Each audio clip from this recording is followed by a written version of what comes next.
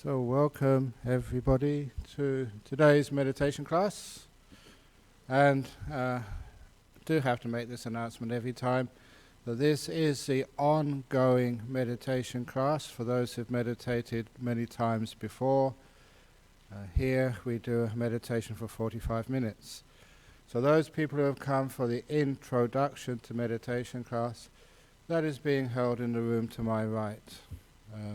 One of our very well seasoned meditators, John, is going to be teaching that class. So it's important to actually have the different, the different types of meditation. If we taught at the same level for everybody, those who were beginners wouldn't understand what was going on, and those who were advanced would get bored out of their skulls. So because of that, we just have two classes. Beginners and advanced, even though many people who say they're advanced are not that advanced, but nevertheless, here they are. So, when we are meditating, we have to make sure that we are gentle with our meditation. Part of gentleness is with patience, and I often notice that there are two types of patience, especially in meditation. And the first type of patience is waiting for something to happen, which is not patience at all.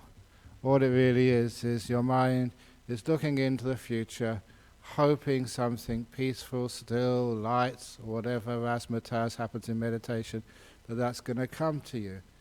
Your mind is just peering into the future, waiting for something to happen.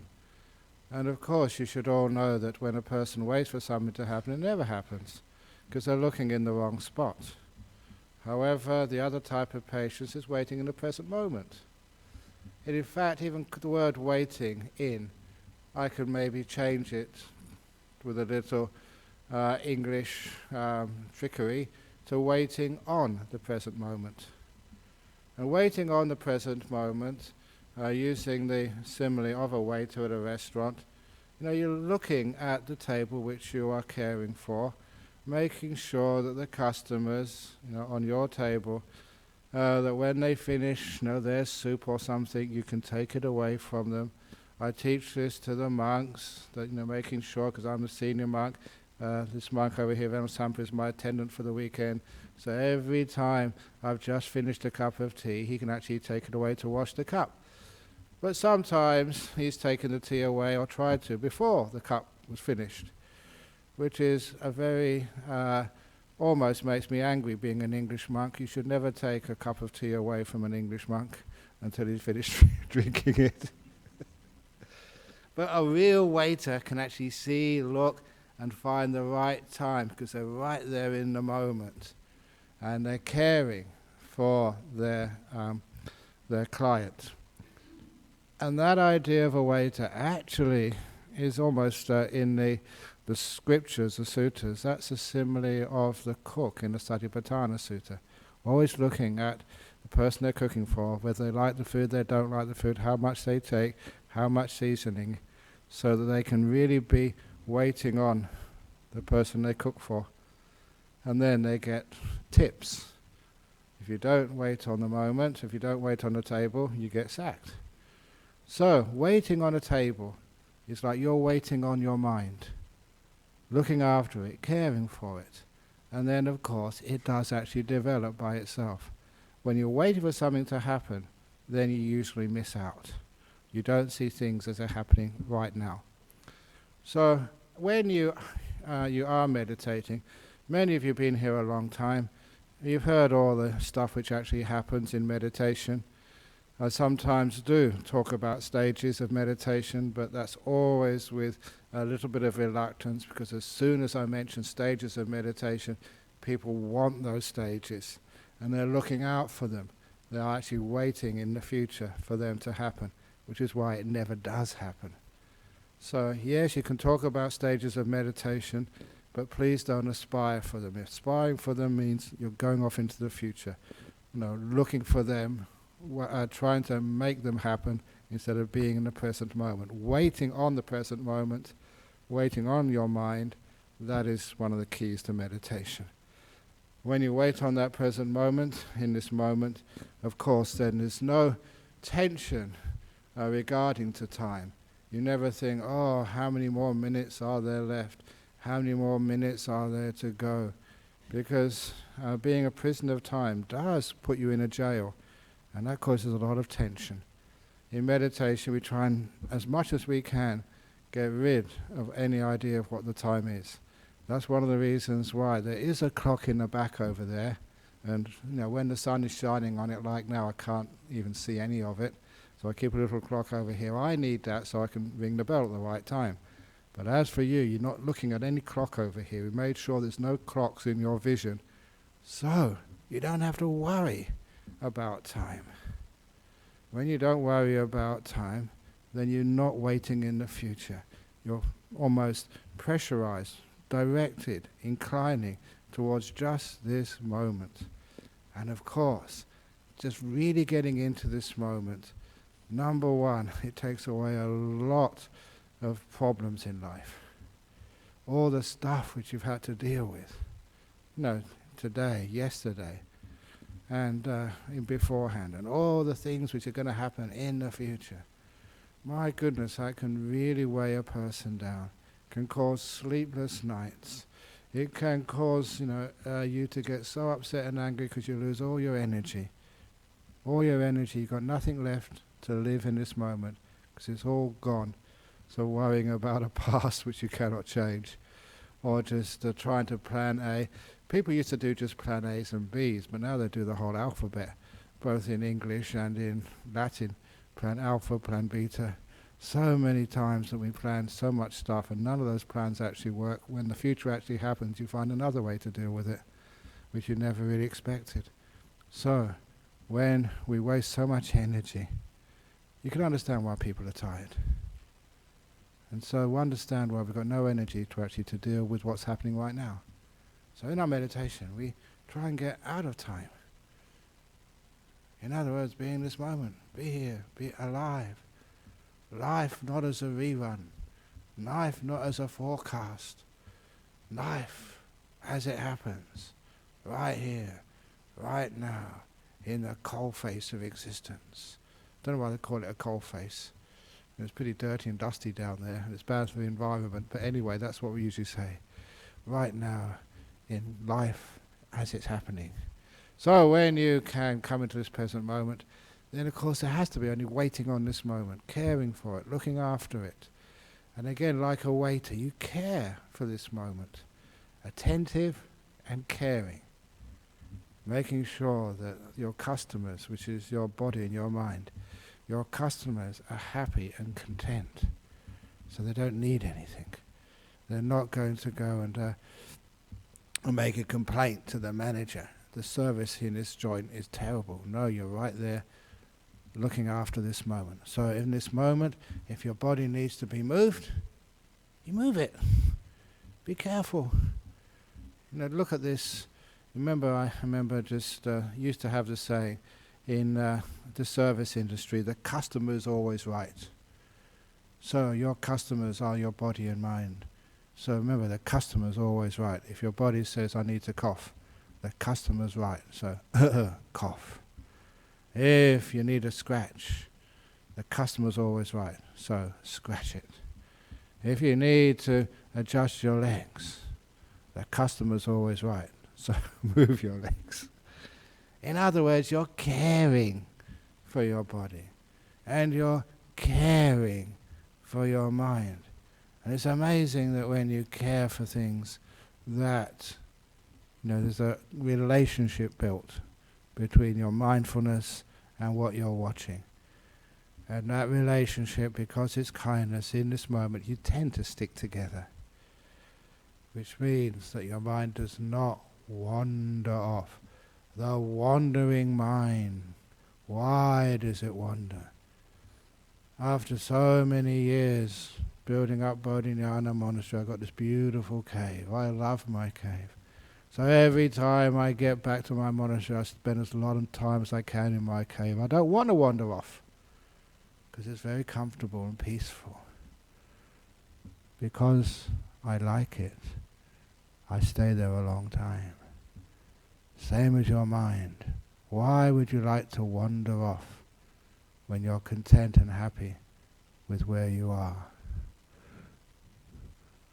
I always wonder why people go down south on the weekend, where I go north for the weekend. Where I live in Serpentine is south down here, so see people going in the opposite direction. I go north for the weekend to come to Nollamara. And on Sunday afternoon, everybody comes from down south coming back to Perth, and I leave Perth to go down south. I go in the opposite direction to most people in this world. And if you go in the opposite direction, you never get stuck in traffic. So, try doing things a little bit different. But the only reason I come up here because I have to. This is my job. But the main point is that if you are really happy where you are, why go anywhere? Why do people want to go away for the weekend? You got your lovely house. You got your best bed in the world. Is your own house. Why, when people just have a fortnight's holiday, why do they go off to Bali? Why do they go off to I don't know, Broome or to Queensland? Why do you want to go to places like that? Your own home is the best place in the world. So, if your own mind is the best place in the world, you're so happy with your own mind, so content, you got to know one another so well that as soon as you make contact in meditation, my mind usually says, "Hi, Ajahn Brahm, you're back again. Yay! Let's hang out together. We'll chill out together," which is why the mind doesn't wander off, because it cares for one another. Just like the person who goes to a restaurant and they've got a really good waiter, really care for them, they're going to come back again. And they're going to stay there a long time, simply because they're being cared for. So please, wait in the moment, or rather wait on the moment.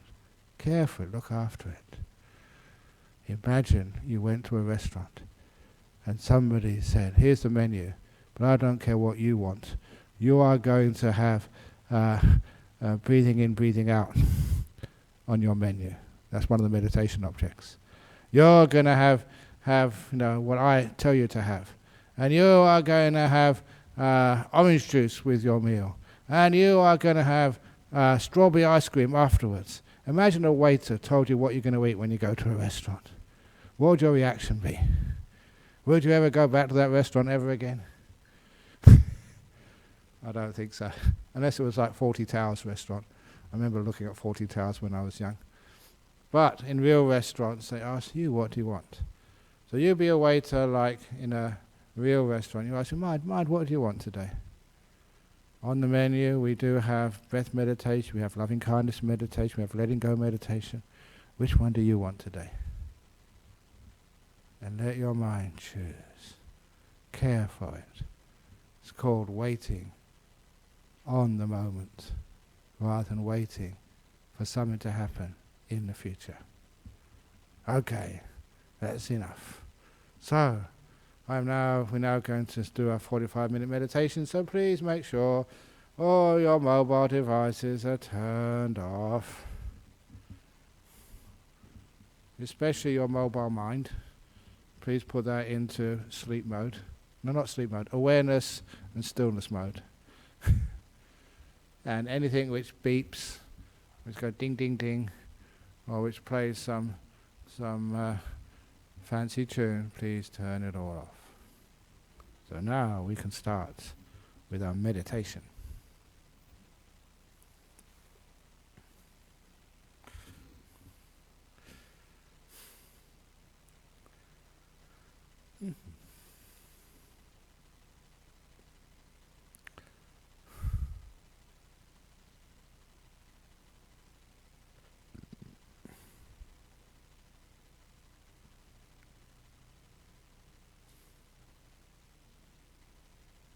So close your eyes so your mind is not so disturbed by visual impingement. One less sense to be concerned about.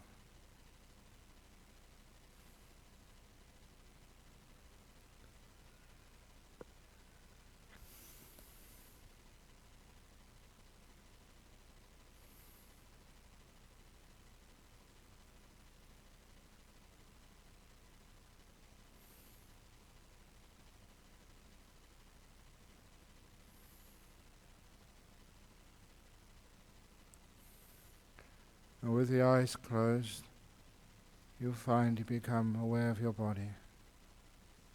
It is similar to going out from a lit room into the dark night. It takes a few seconds for your eyes to accommodate to the more subtle sensations, the darkness. And after a few seconds, your eyes can see again, and see the silhouettes. Very similar. As soon as you close your eyes, it takes a few seconds for you to become aware of your body, to be able to feel it. When your brain isn't dominated by visual stuff, you start to feel.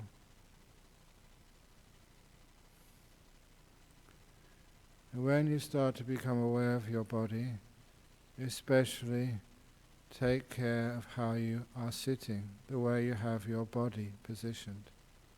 It's called posture. And to begin with, we feel our legs from the top of the thighs down to the tip of the toes. How is everything down there? Again, when you focus on the small part of the body, it's actually quite large, but not the whole body, because you're focusing on a small part, you can become more sensitive. It's called establishing mindfulness, being aware of just that part of the body, your thighs, knees, calves, ankles, feet, toes. Once you are aware, then you can find whether they are comfortable. Once you are aware of how comfortable they are, then out of kindness you can adjust your legs to make sure they're in an optimum position. Many diseases, injuries, are because of poor posture. When you're working, when you're sitting, when you're at your computer, the body does give you some warning signs, but we're too busy thinking to know them. So here we're training to become aware of our body. In particular, just your legs. And that would mean that if you get your legs correct at the beginning, you will not have any problem with them during and towards the end of the meditation. They'll be comfortable. This is what posture means. The best comfort for the purpose of meditation.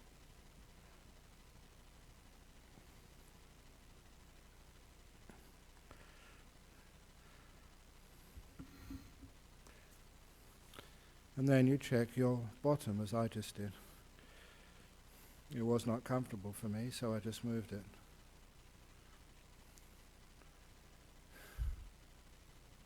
If I didn't ask the question, how are things down there, I would not have known until it was too late and I had a pain. So how is your bottom now? Do you need to fidget? If so, please do so. This is not an endurance contest. This is learning wisdom, kindness, awareness. So watch your bottom is comfortable.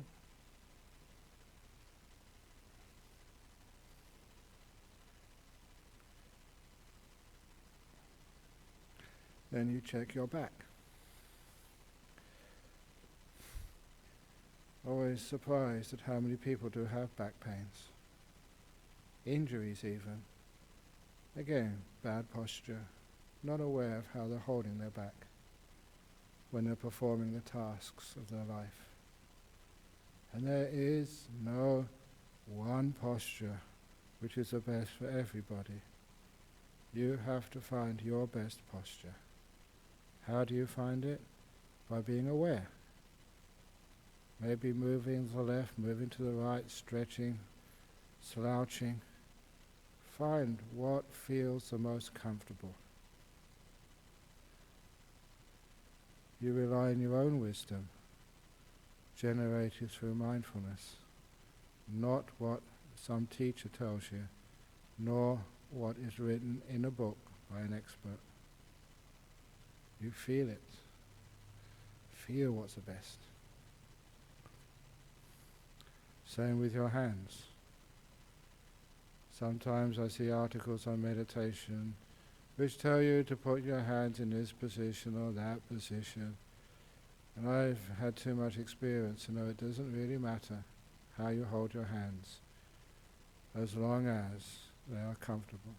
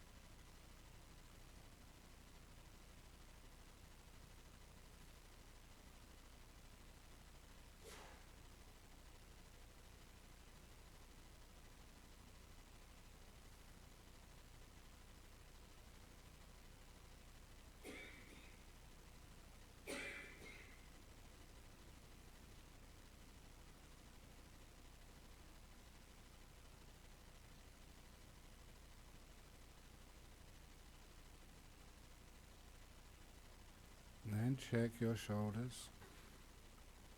They can be tight. People have pains in their shoulder blades simply because they never put their posture, never put their back in a good position. So stretch the shoulders, loosen them, be aware, and you soon find how to relax things. If you don't know what's going on, you can't have any influence at all. Once you look, aware, feel, and it's a very simple job to learn how to adjust the position of your shoulders so they're not going to cause you any problems.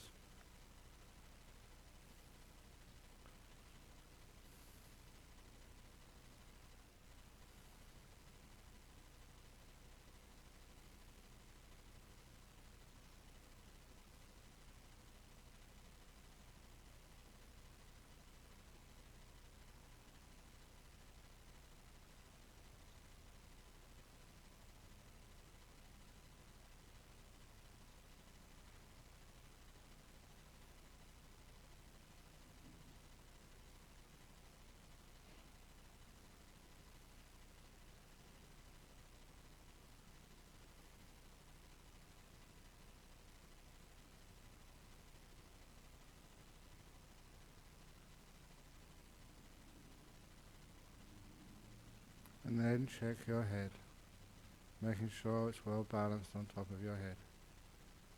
Not too far forward or back, not leaning to the left or the right. Feel it. If it needs adjustment, out of kindness, adjust.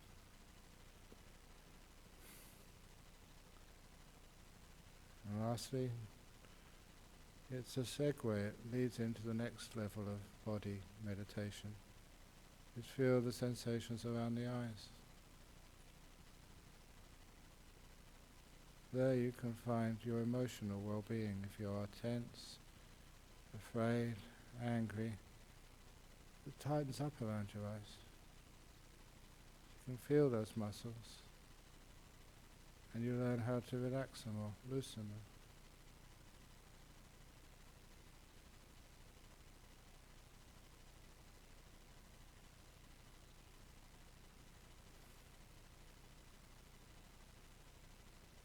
Now you've practiced 10 minutes of mindfulness.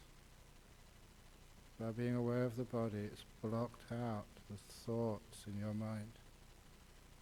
Hopefully, if you've been following this, not many thoughts of the past or the future have come up. You're in the moment.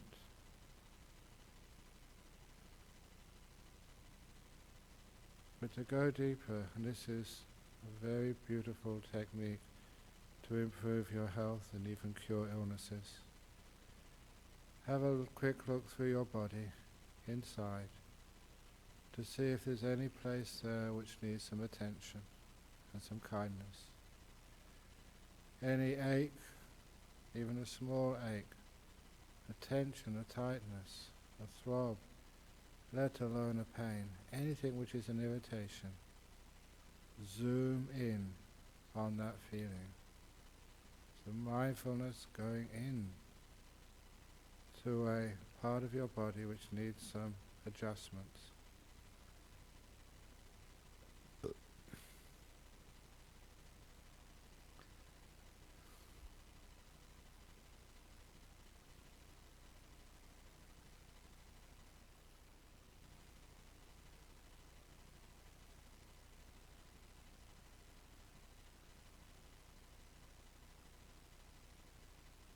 And as it feels that lack of balance, that ache, that pain, once you have established mindfulness of that feeling,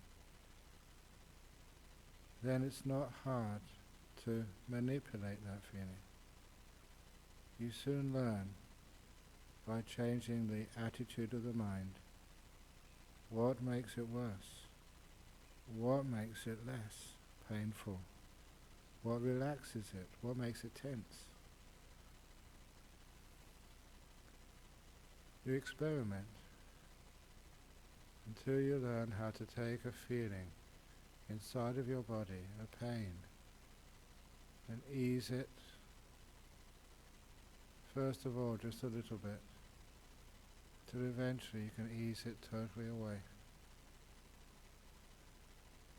It's the interface between the mind and the body you're playing with, knowing how the mind can affect the body, knowing by being aware of a tiny part of your body which needs some attention, how you can relax everything in that area, even bring more blood supply there, take away the over response of the immune system, relaxing things, bringing health and vitality to a small area of your body which has been wounded.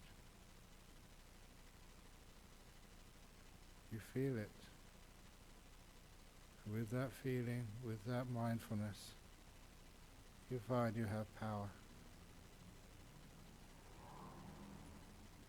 Power to intercede to your benefit. And also you discover that what works, what heals an ache or a pain or an irritation inside,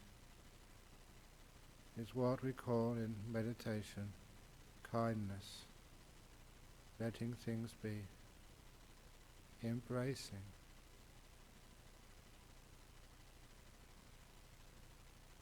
You're not only learning how to keep yourself healthy, you're also learning what these very, very important qualities really are by practicing them on your own body to your benefit. So stay with that part of your body which needs some assistance until you learn how to take a pain inside and ease it away.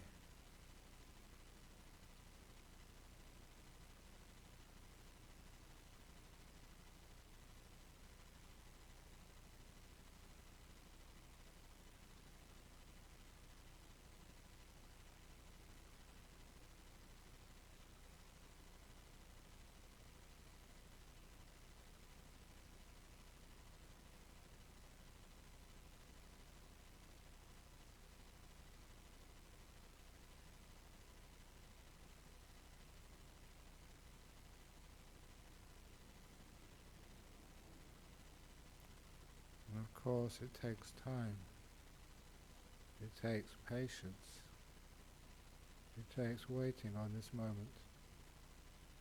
Now you're waiting on that feeling, seeing what it needs, what makes it content and happy.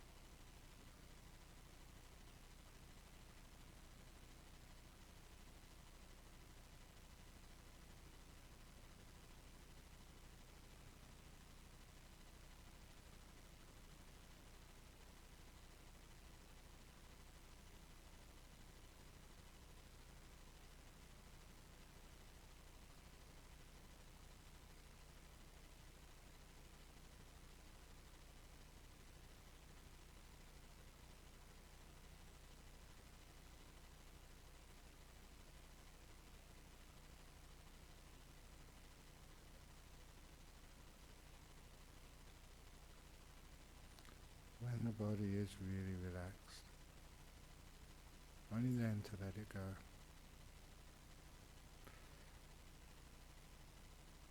And look at your mind, the peaceometer.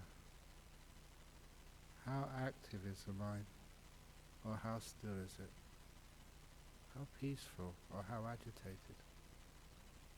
Peace and stillness go together. Agitation and thinking go together. And how peaceful is your mind? Sometimes I've advised to visualize your mind like a lake. The waves on the surface, that's an agitated mind. Bigger and faster the waves, the more the thoughts, the more agitation. The calmer that lake, when it's only ripples, it means you're coming to peace, to stillness. If it helps, you can visualize your peaceometer like that. Because once you're mindful, aware of your emotional world, the mind, and how agitated or peaceful it is, then you can intervene. You find what causes you to be agitated. You don't try and stop the thoughts. You understand them, where they come from.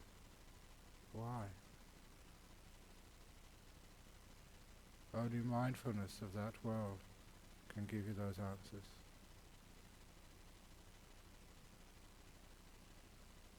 Once you have the cause, you have the solution. Let it be. Kindness, opening the door of your heart to this moment, waiting on this moment. You find the mind gets more and more peaceful. The waves get less and less and less.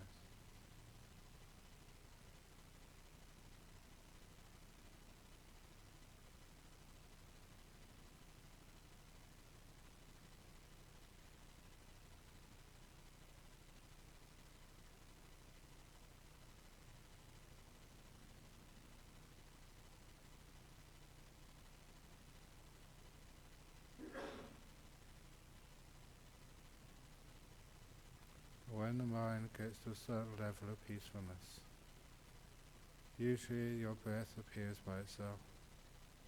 If not, you may even invite the breath in. Using the word invite, it's non-aggressive. But just be with your breath, not controlling it, but as a friend, on equal terms. Like you're holding the hand of one of your best companions. Just being with your breath. Being with your breath as it comes into your body. Being there when the in-breath fades to nothing. And being right there again when the breath begins its out journey. Caring enough never to abandon it. Just being with your breath.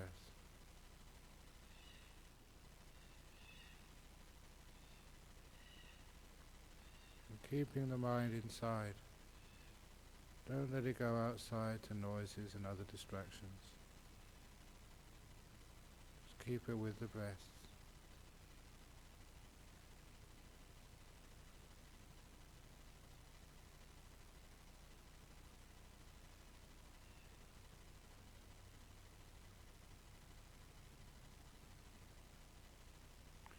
See if you can appreciate the delight, the sheer joy of a mind which is just doing something simple like watching the breath, with no problems, nothing to bother you, because you've left the past and the future way behind. You're just here. The only place where you can ever find some peace. It's here for you, as long as you learn how to stay and wait on this present moment with the breath. I'll now be quiet until I end the meditation sometime in the future. Don't wait for me. Wait on the moment.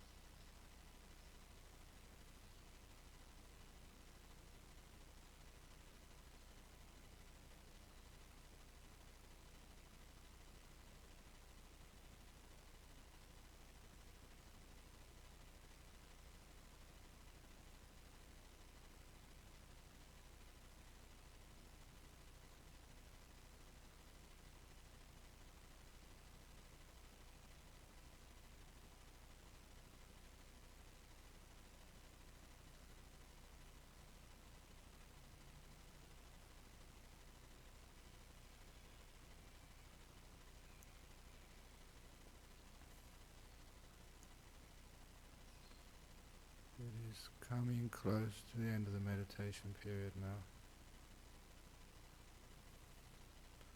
It's time to just know how you feel. And just see how far you've come in peace, relaxation, even delighting in the freedom the meditation gives you. Freedom from the past and the future. Freedom from thought. Freedom from time.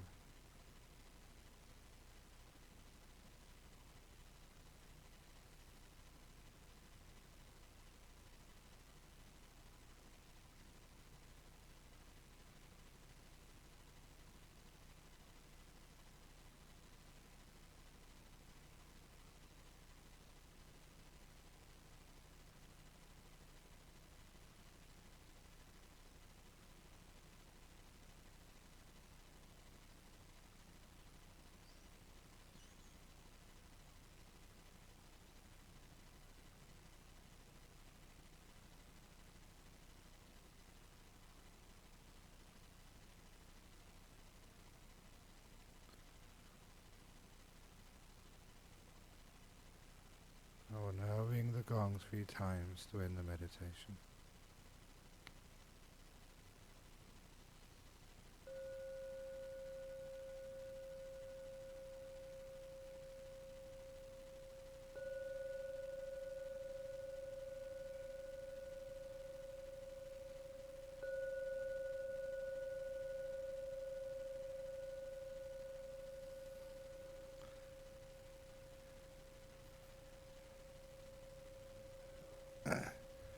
Excellent. Okay. Got some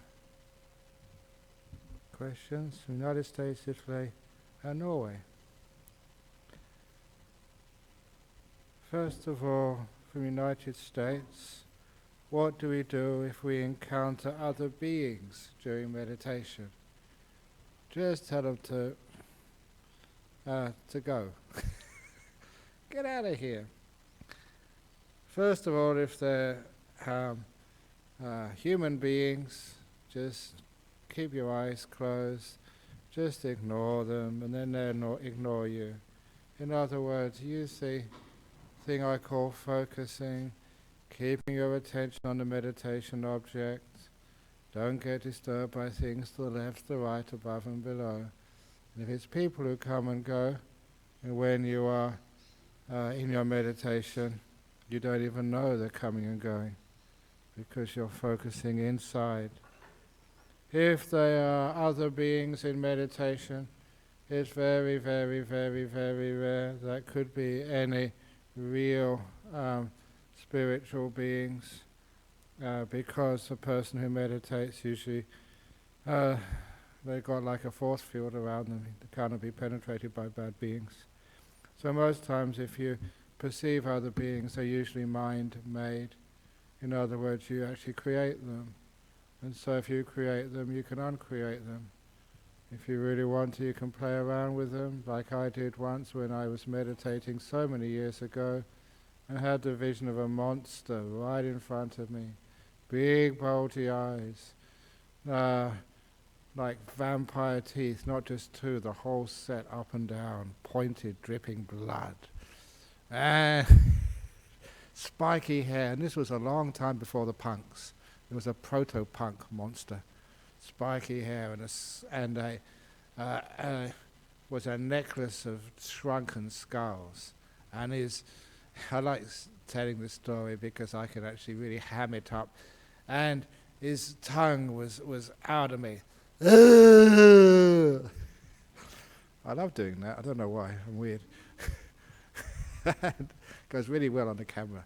And straight away I knew that it was a mind-made object, so I put sunglasses over its eyes. I put a straw hat on its head. I blacked out a couple of its teeth. Long time ago I put a cigarette in its mouth. And I made it smile as well. Until this monster was so humiliated, it disappeared and never came back again. So that's how to deal with other beings that come in meditation. They're mind created, so you can play around with them if you want to have a good time. But they cannot harm you. So that is how you deal with beings who come in meditation. Don't give them any importance.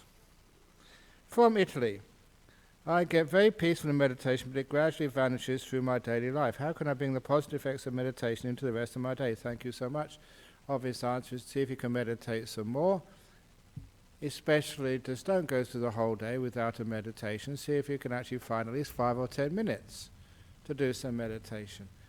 And you have lunch hour. If you don't have a lunch hour, a lunch half an hour. If you don't have a lunch half an hour, you have to eat at your desk. There is something in every office called the rest room. And that's why it's called rest room. To rest. So go in there, get in a cubicle. If you really like, you can actually develop like a cushion which fits onto the toilet seat so you can meditate comfortably. 5 or 10 minutes in the rest room. Make its name mean actually something. And then in that rest room, you can actually make sure that you don't just lose all the peaceful energy. And you can always go to the restroom anytime, day or afternoon, morning or afternoon, and your boss will never sack you for going to the restroom. And I often said here, you can always say that you're constipated. That's why you have to spend so long in the restroom. And it's not lying, because the lack of peace is called mental constipation. So that's what you can do. And the positive effects of meditation actually last. It's in the afternoon you've got to be careful of, because you meditate in the morning, maybe you go to work with lots of nice energy, you're fresh, and at lunchtime you're already burnt out. So try lunchtime meditation. Lastly, from Norway, when I meditate, my neck always feels tired and my head always seems heavy. So I always feel tenser and can't relax. How can I manage the pain? It may be that your head is not in a really good position. I'm not quite sure if you're meditating on a chair. You can get a chair with a sort of a headrest and lean back a bit so your head can rest on there. If you're sitting on a cushion, check your bottom. Make sure that your spine, the very bottom of the spine, is well supported. It may be a sort of a problem just with the posture. It's obviously a posture problem. So see if you can get your head in the right position. And the other thing is that it may be just you did have a reason to have a neck pain at first, but now the brain is associating meditation with that same pain. There may not be a physical cause anymore. It may be the psychological cause of association. It happens many times if you had some sort of pain and you're in some sort of posture, the brain somehow mixes those two together and thinks, okay, you're sitting like this, now I must have a pain. And to overcome that, if it is a psychological problem there, just use the programming of mindfulness, which is a technique which I often advise. When you meditate, you sit down and you tell yourself, when I meditate, I will not have a neck pain. When I meditate, I will not have a neck pain. When I meditate, I will not have a neck pain. You just tell yourself that 3 times and then forget it. Because you're paying attention when you say that, in your own words, slowly, as mindful as you possibly can. Mindfulness, the word for mindfulness in Pali, the Buddhist language, is sati. The same word for memory. Even 2,500 years ago, the Buddha knew that connection. Whatever you do with full awareness, neuroscience says you make a neural connection. You do make that connection, which is how we experience memory. In other words, you are rewiring your brain. And as you rewire it, it now associates meditation not with neck pain. It associates with being free from neck pain. So that response is not there anymore. That's how hypnotism, auto-suggestion, what I call programming mindfulness actually works. Telling yourself, paying full attention, the brain gets rewired, and it never expects neck pain when you meditate. And you surprise yourself, hey, I meditated, there's no neck pain. You rewired your brain. That could be one solution. If it is something physical, then adjust the posture. even like many people here, they get what I always call the best seats in the house, which are against the pillars. These two gentlemen here, they've been coming here a long time, they know actually the best place so they can lean back. And it helps. So that's how to deal with some neck pain over there. Because it is so true from Norway. If you feel tense, it is pain there. It's just so hard to get into peaceful meditation. It's as if like the body takes first call on your attention. If it's not relaxed, it's so hard to actually to even focus on your mind and relax the mind. So if you can just get that neck problem sorted out, programming mindfulness, checking your posture, leaning back, getting a massage or something, finding out if there's any real problem there. If that neck pain only happens when you meditate, then the programming mindfulness will probably be the solution. If it always feels heavy, whatever you're doing during the day, there must be some other problem there. Even checking your pillow when you're sleeping. Make sure the pillow's not too high, not too low. There's all sorts of things which can cause that neck pain. So find out physical solutions first, and then other solutions afterwards. So, now are there any questions from the people here? From the floor? No. For those of you who can stay a little bit longer, announcement to make. There is a young lady who's, as they used to stay in Star Wars, is going to boldly go where few women have gone before. Ronnie is going to shave off her long hair to raise funds for the nuns. And Ronnie, stand up. Let's see your hair one last time. Here it is. That's shortly going to go. If you're an old lady, it doesn't really matter very much. But for a young woman, that's a huge sacrifice. It's a big act of renunciation. So please acknowledge her act of giving for a good cause she's raising funds for the nuns monastery. You can give a donation. And it all goes to the nuns monastery. This is the one we're starting in UK. So it's a nice thing for you to do. And even if you haven't got any money with you, we do accept IOUs. Get a piece of paper out and put on it, I owe you $1 million, signed. Well, maybe not 1 million, but maybe a couple of cents. If you got a spare 5-cent coin.